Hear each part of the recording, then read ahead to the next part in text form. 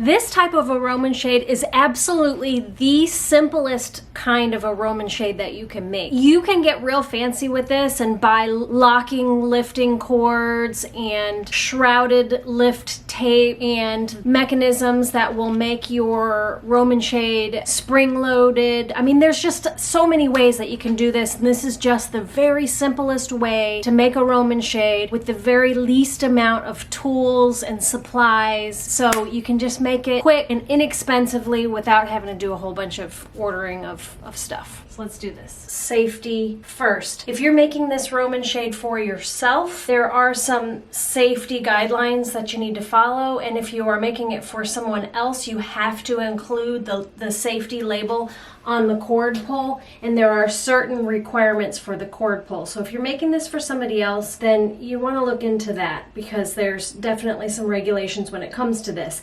If it's just for yourself, what I always like to do with my cords is I like to mount mine as high as possible, so that just an adult would be able to reach this. And then with your cleat, make sure that you keep any extra cording way up high on your cleat for safety reasons. And if you're interested in the spring-loaded kind, let me know in the comments below, and I can potentially do another Roman shade video with that type of a pull. So this is a simple, flat, relaxed Roman shade. There are not any wood dowels in here at all. All you need for this Roman shade is your decorator fabric, a lining fabric, Roman shade cording. You need to have Roman shade rings. You need to have a 1x2 for the top mounting board, and then potentially a wood dowel or something to some sort of a weight bar for the bottom of your Roman shade. And I think that's about it. Very simple. This is a Roman shade that I made for my kitchen. This Roman shade, I'll take it down for you. All right. Okay, so this one's obviously longer than this window, and I don't ever close this. This is pretty much stays up and never goes down. Once you've trained your shade pretty well, they go up and down pretty neatly.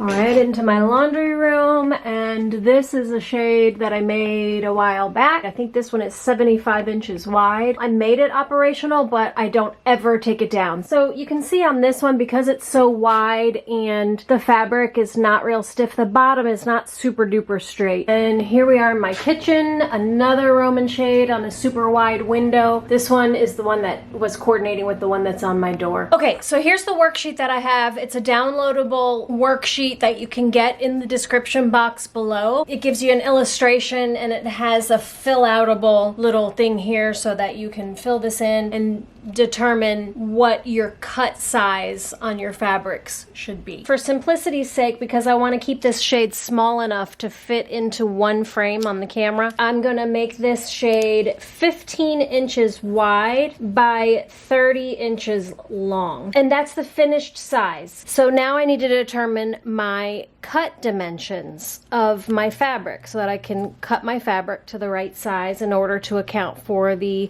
hems and seams. For the width of the Roman shade, my face fabric or my decorator fabric, the finished width is the 15 inches. We're gonna add 6 inches for the side seams, which are, you know, this piece here. So you can see it says 3-inch side seam on this side, 3-inch side seam on this side, gives us 6 inches. That's already pre-populated there. Will give me 21 inches.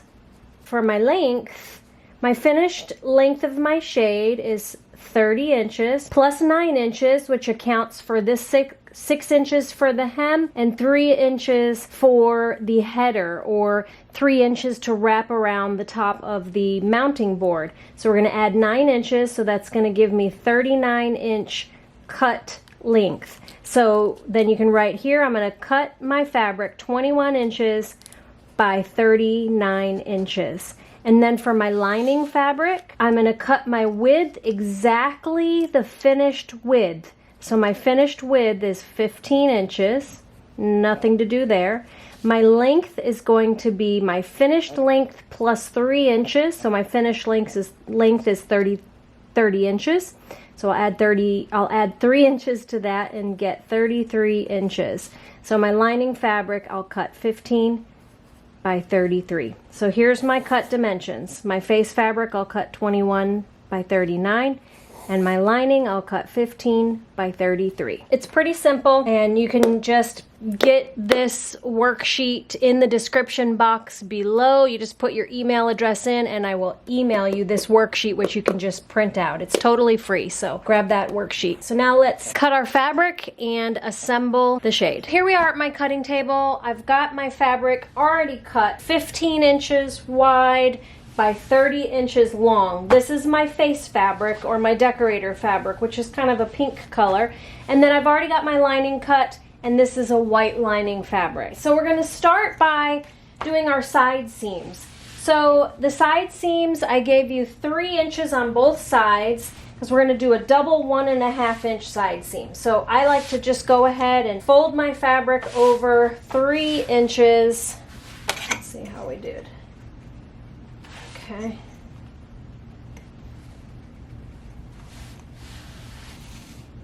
All right. Okay. 3 inches and press.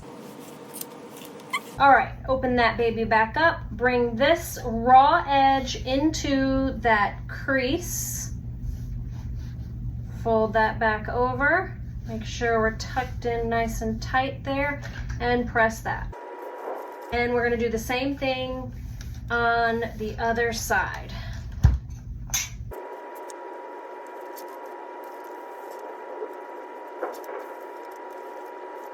Now we're going to do the bottom hem where the weight bar will go.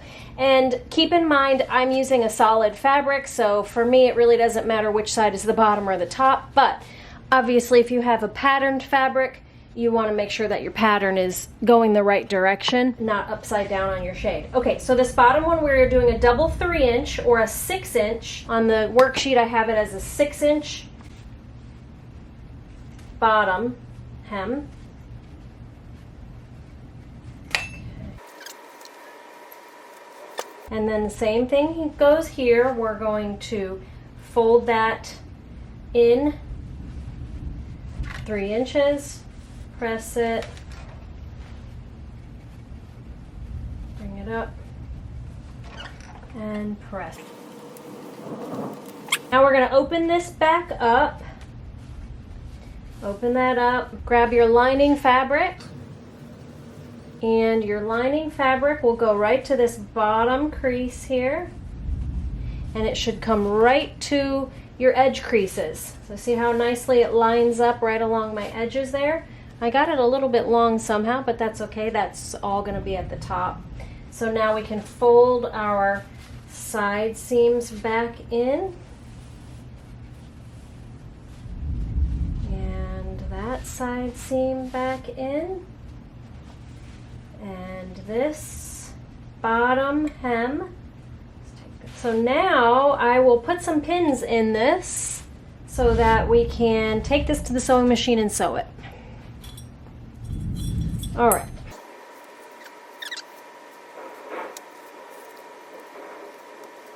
Okay, so I'll take this to the sewing machine. I'll sew these side seams, and then I will fold this up and sew right across here. Here we are at my sewing machine, and I'm going to change my foot to my blind hem foot because this makes a really nice straight top stitch. And I'm going to leave, I've got some brown thread in here, and I'm going to leave that in so that you can see it. Now, keep in mind that you could potentially do this, you could hand sew this. That would totally work to hand sew a Roman shade. You could also use hem tape or stitch witchery in here and iron this shut. That's also a possibility. So this could be potentially a no-sew project. But we are going to go ahead and sew this. And I'm going to sew right down the very edge of this piece of fabric here. Longest possible stitch. All right, so those stitch lines are complete. You can see what a nice straight stitch line that does right at the edge of the fabric here. Okay, so now we can take this bottom that we pressed, the bottom hem that we pressed in. Let me make sure you cut off all of your excess threads on here, particularly if you're doing a Roman shade that's not blackout, that's just a regular lining like this, because when these are hung on your window, if there's extraneous threads in there, sometimes they can actually show through when the sunlight is showing through your shade. So make sure you cut your threads. Okay, so I just folded that double 3-inch hem back up, and I'm going to do the same thing here, just so right across the edge of that hem.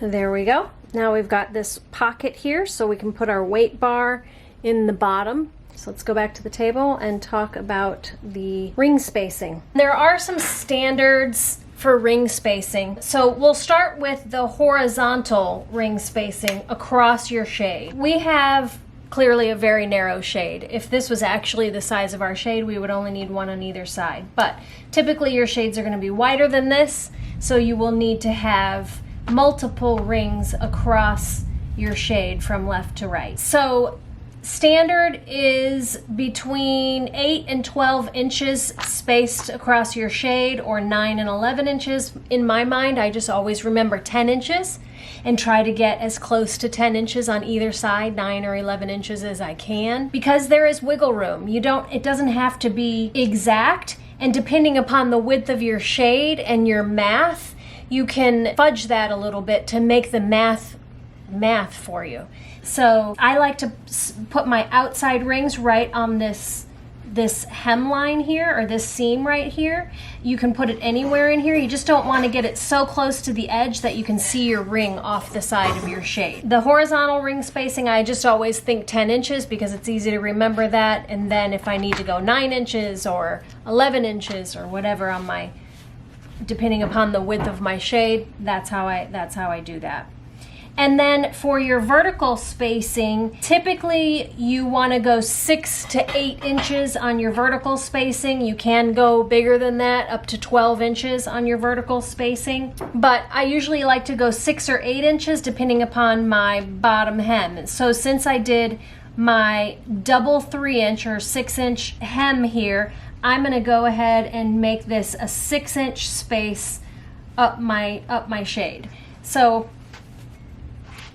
yeah, so I would go from here and go 6 inches, put my mark, another 6 inches, put my mark, and so on. So that's how I do my spacing. Okay, so you want to use a good strong thread. I'm using upholstery thread, but you can just use a good strong thread. I like to thread it up double on my needle, and then what I like to do in order to make this as fast as possible is I will run my upholstery thread through each of my spaces, or each of my marks for my rings, leaving it sort of loose like that.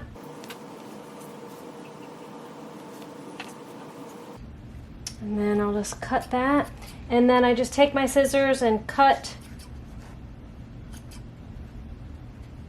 in between, and then I'll drop my rings on here and I'll tie this off. I'll just knot it.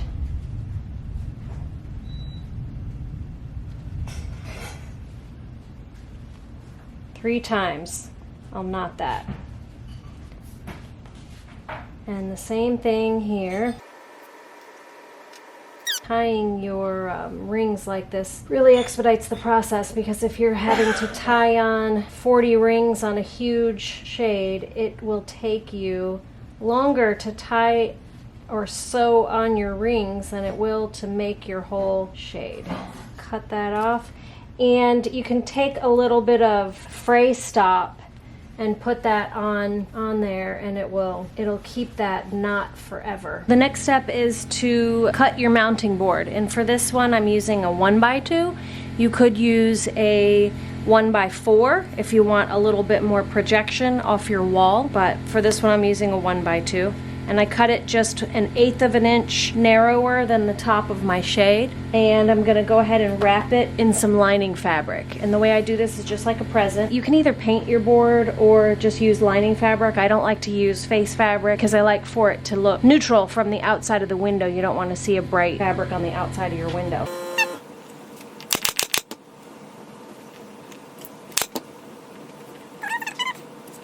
Okay, and then I leave this part open because what I like to do is I like to enclose the end of the raw edge of my fabric in this.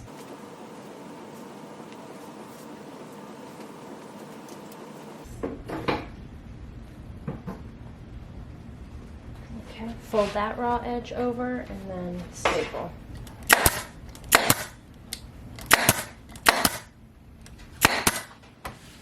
There.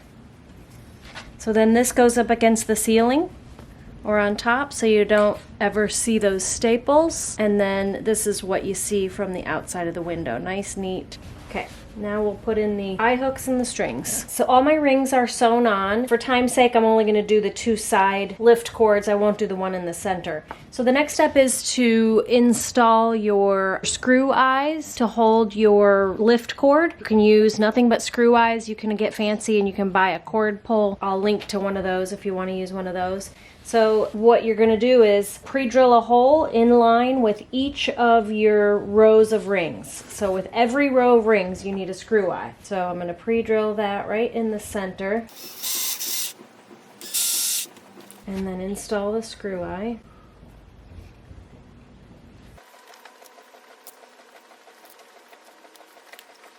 And we're gonna stop them so that they're this way, so that the lift cord can run through this going this way. Lift cord. It's very important that you use actual Roman shade lift cord because it's 100% polyester and it won't fray. So I'm going to measure from this bottom ring, which I've got to tie a knot down here, so I'm going to give myself a little bit of extra. Go to the top, to the other screw eye, and then down again. Same thing on this one. Got to go from the bottom ring up over that screw eye and back down. So we'll tie this on. Run the lift cord through each one of your rings, through the screw eye, through the other screw eye, and down. Same thing here. Tie this on. Dab of glue on this knot or the fray stop. All right, run this through each eye or each ring. Through the top eye, screw eye, and down. Okay, now we need a weight bar in the bottom. And for now, I'll just use this.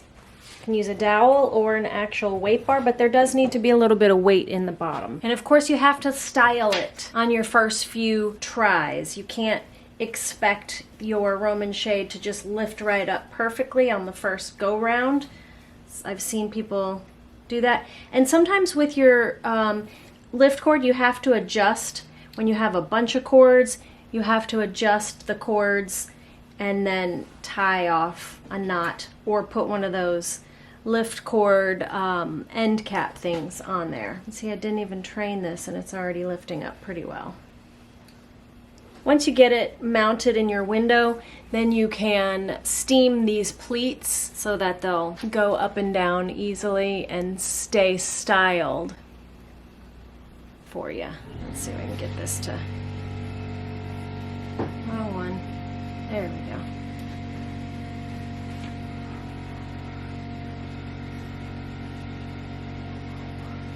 If you want to see the video about how to mount this into your window and style your shade, you can watch that video right here.